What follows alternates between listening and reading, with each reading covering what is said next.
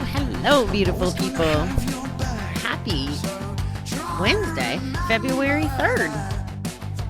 Hope everybody's doing fabulous out there. I'm getting really closer to my trip, so I'm getting excited. And I was in training last night, and the president of Grant Cardone's program was talking about working under pressure, and some people are just like that. They like to work under pressure. And I think that that's how I like to work, because I made a crazy ass big list of things to accomplish before I leave. And I definitely get much more done when I'm in this zone. So I'm trucking right along. Our quote or positive inspiration for the day out of the calendar that Mom bought is from Herman Siu.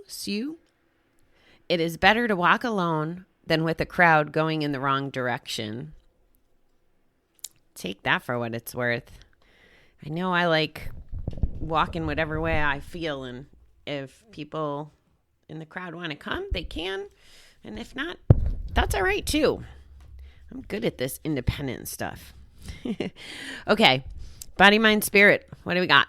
Elmer G. Letterman says, a man may fall many times, but he won't be a failure until he says that someone pushed him. Ooh.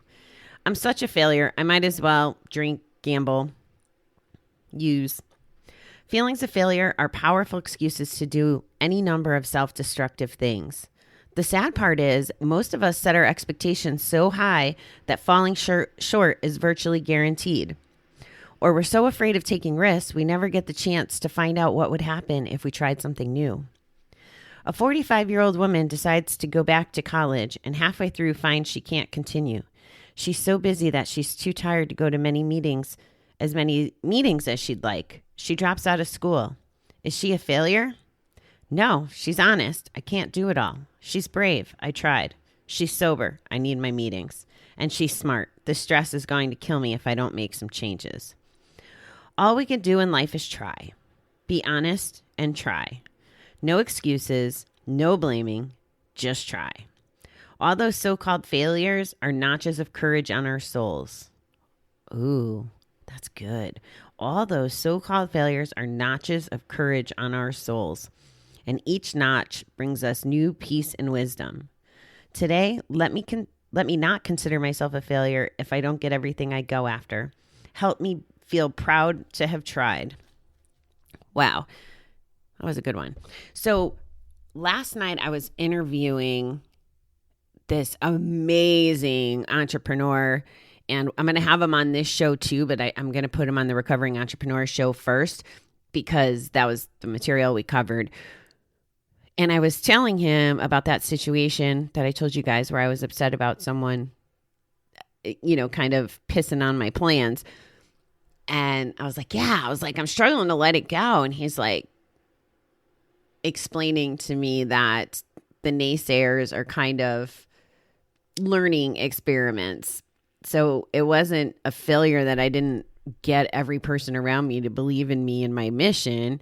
It was just a learning opportunity to identify some of my working issues or shortcomings, right? Like I was being too sensitive. I'm being frustrated. I'm hanging on to a resentment too long.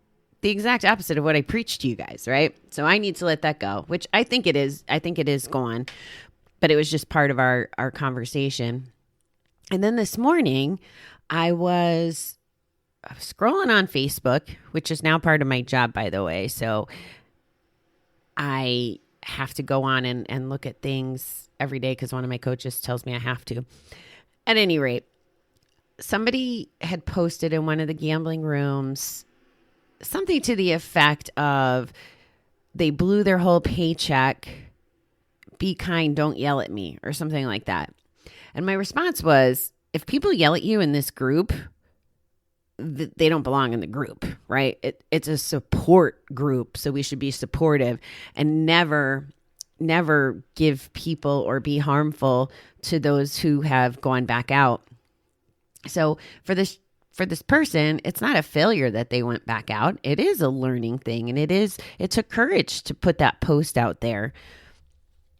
And because I'm such a believer that we stop when we're supposed to stop and when we do the work, I have optimism for this person. I mean, they took the time and were honest and posted in this room, and hopefully he'll get lots of love and support from everyone. I'm pretty sure he will.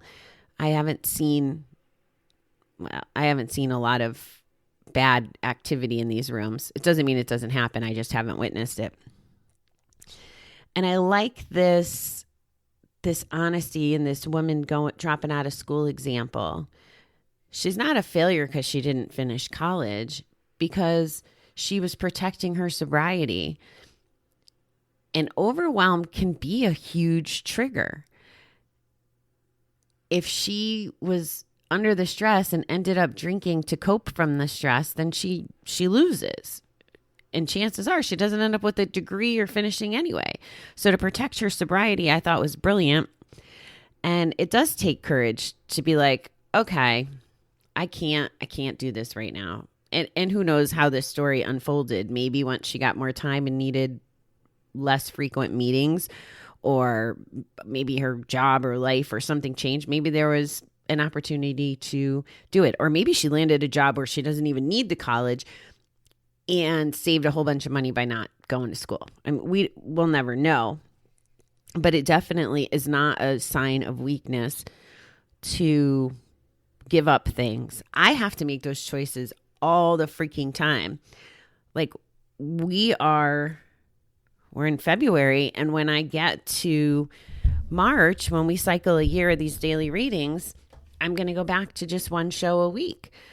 That's part of me knowing that I can't sustain this and get all the other things that are on my plate done. I made a commitment to you, and I'm going to cycle the year. I just can't keep going, especially when I travel and that kind of stuff, and I have to do so many to prepare or try to do them from the road. It's just messy, and it's time consuming. And I'm happy that I've been able to do it, and happy that we're going to make it to a year, and everybody will have a reading for every day of the year.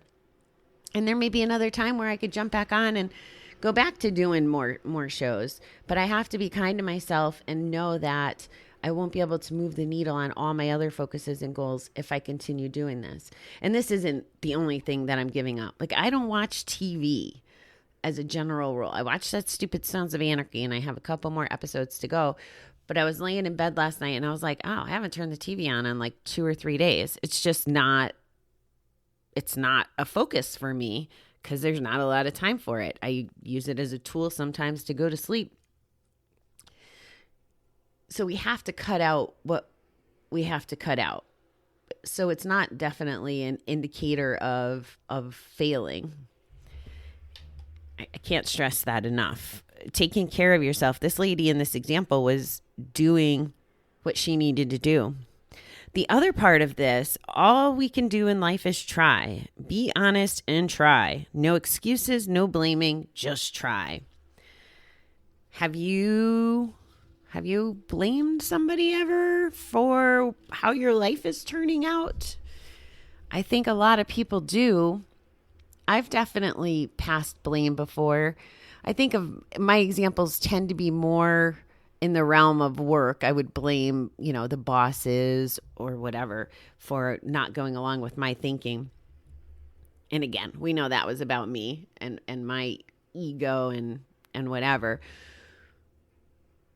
But taking responsibility for our own journey and our own actions and our own lives is one of those gifts we can give ourselves that'll make us stronger for the rest of our lives. Blaming other people does nothing but take up energy when they can't control us any more than we can control them. Take a look at how you're thinking and how you do with blaming other people. Do you blame other people? Is it because you had a bad childhood? Is it because someone enabled you too much? Is it because your spouse pissed you off? It could be whatever, but the blame does not serve us and can't help us move forward. If something bad happened in our childhood, we should work on healing it and stuff, but not blame it. The blaming isn't serving. The spouse, if a spouse can't make us anything. The way to look at this would be, I feel mad maybe when my spouse does a particular action, but that's different than my spouse made me or my boss made me or whatever. People can't make us feel. So take control of your own shit. I mean, really, be responsible. And you will find that once you have a complete understanding and respect for yourself that you are responsible for everything, you own your decisions, and chances are you're going to make better decisions because you're having full accountability. You're not going to make decisions based on other people and then use them as a scapegoat after. So it's a good thing to practice. It's a good thing to be aware of. Blame just doesn't serve us. It just doesn't. So good stuff this morning. I appreciate you guys being here. If you would be so kind to like and review the show and subscribe or do the thing, I would greatly appreciate it. And I will talk to you guys tomorrow. Thanks, beautiful people.